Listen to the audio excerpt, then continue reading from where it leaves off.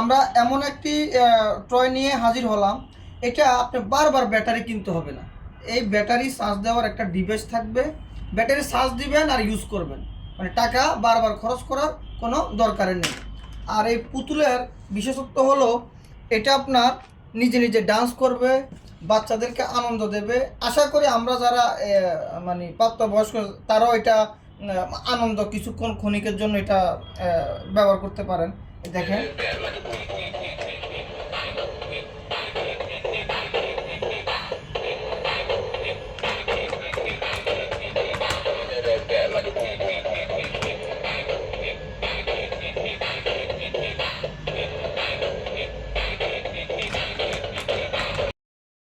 তাহলে আর দেরি কেন?